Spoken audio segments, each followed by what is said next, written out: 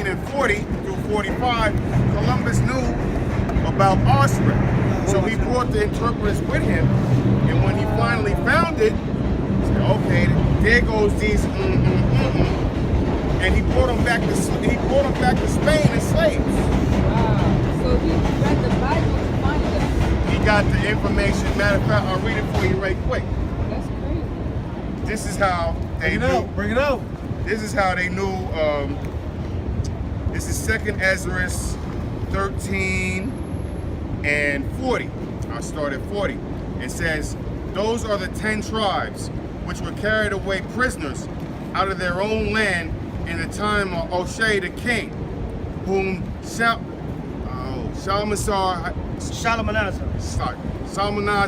king of Assyria, led away captive, and he carried them over the waters. And so came they into another land.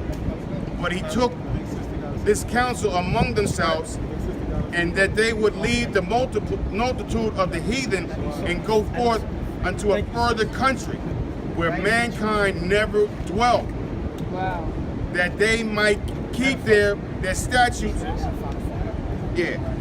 That they might keep my statutes, which they never kept in their own land. So this is gonna. Israel?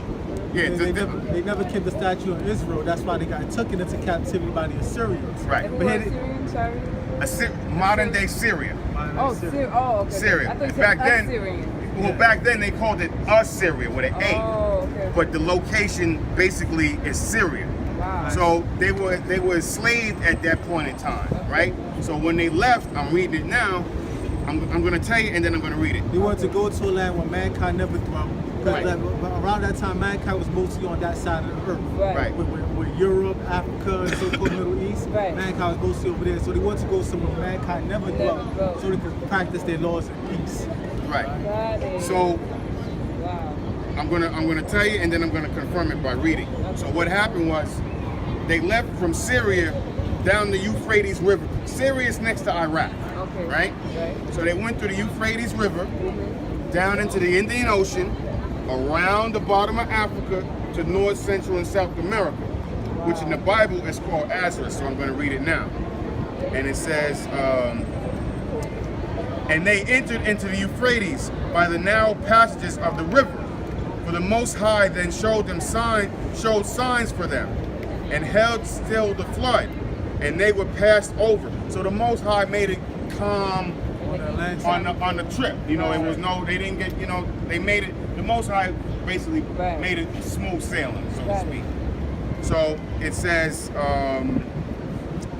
for the Most High showed them signs for them, and they still, and held still the flood till they were passed over.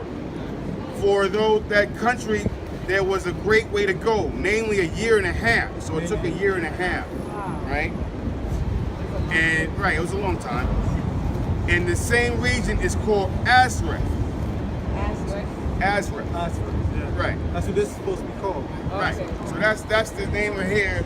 And That's how you found it. right. So like I said, you find all type of Hebrew artifacts all over Tennessee, New Mexico, Ohio, you know what I'm saying? All over you found, like I mentioned before, the commandments written in Hebrew.